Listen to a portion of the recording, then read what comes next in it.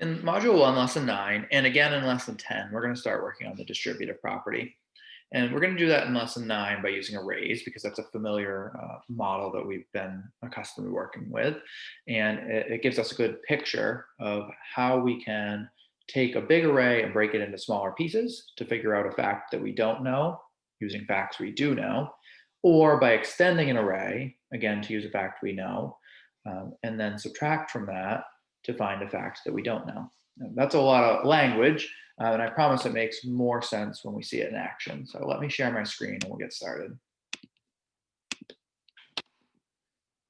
As is the case with many things in third grade, it makes more sense when you see it than when I talk about it. So here we go. I'm going to draw an array that's going to be, we're going to solve the problem 7 times 3.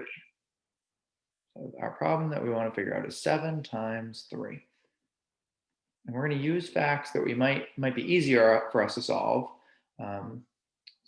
2 facts to figure out this 7 times 3. So I might use 5 times 3 and 2 times 3. So I'm in red here, going to draw 5 times 3. My whole array again is going to be 7 times 3. So I'm going to add 3 rows to 2 rows, I'm sorry, to the bottom. 2 rows of 3 to the bottom. And so now what I've done is I have 2 times 3 equals a product there. And at the top, 5 times 3 also has a product. And I can solve for each of these independently using facts that might be easier for me to do. Our 5's facts are relatively simple because we can count by 5's. In this case, 3 times, so 5, 10, 15. Oh, let's try that again. There we go, 15. And the same thing with 2's. We can count by 2's relatively easy. This time we're going to count 3 times by 2, 2, 4, 6. So then we take our 2 products and we can add them together. So we have our 15 plus 6 equals 21. And so the answer to our original problem, 7 times 3, is 21.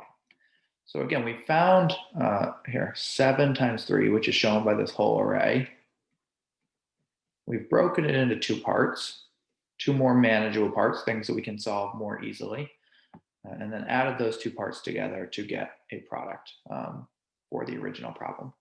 Let's do another example like that where we break things up, and then we'll move into subtracting here in a bit. So I might have 6 times 2. And again, I'll start in red. And then add a row at the bottom. Again, I'm drawing 6 times 2 here, and I'm just doing it in 2 colors to make it really easy to see how I'm breaking it up into 2 parts. So I have 5 times 2 and 1 row of 2, 1 times 2. Making my total again. I'll draw the brackets on the left side here. 6 times 2. So 5 times 2, again, I can count by 5's easily. I'll go 5, 10. My product here is 10. And then because I have 1 row of 2 down here, we can solve that very easily and say that 1 times 2 equals 2. And I can add my 2 products together, add the 2 sections of my larger array together here to get a total. And I can say 10 plus 2 equals 12. So 6 times 2 equals 12. Again, I've taken that larger array, I've taken the whole thing, I've separated it into 2 parts, and solved for them independently. And after I've done that, I can add them back together in order to find the total.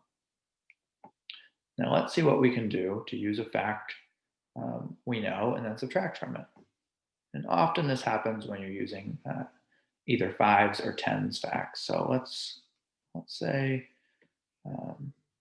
we're going to solve the problem 9 times 2. That's what we want to know. Well, what I might do in that case is draw 10 times 2 to begin with. So 5, 6, 7, 8, 9, 10. So I'm making my whole array 10 times 2 to begin with. And the reason I might do that, that's sort of a sad looking X there, but you get the point. The reason I might do that is our tens facts, as we've talked about in class, are easy to solve because we can find out that that's 20 really easily. So 10 times 2. Remember, we talked about when you multiply by a 10, you take the product, or the factor, sorry, that is not the 10, and basically add a 0 to it. And that is how you multiply by tens. But I don't want to know 10 times 2. I want to know 9 times 2. So what I do is I take this bottom row here,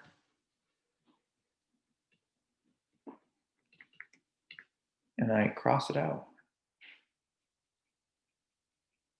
And that was 1 times 2 equals 2. I crossed out 2 x's. One row of 2 is 2. So what I've done is I've taken 10 times 2 equals 20, and I've subtracted or taken away one row of 2. So 20 minus 2 equals 18. So my solution here is 9 times 2 equals 18. Let's do one more just like that for a little extra practice. And again, you're going to see work that's exactly like what I'm showing you on the beginning of the problem sets in the homework. And then you're going to be able to apply this same sort of work to probably word problems, situational sort of problems. So in this one, we will go with, we'll do 8 times 3 in this case. So we'll make a 10, we'll make our array 10 times 3 to begin.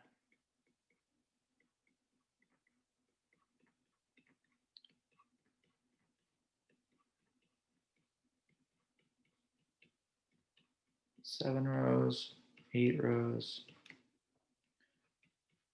9 rows, and finally 10 rows.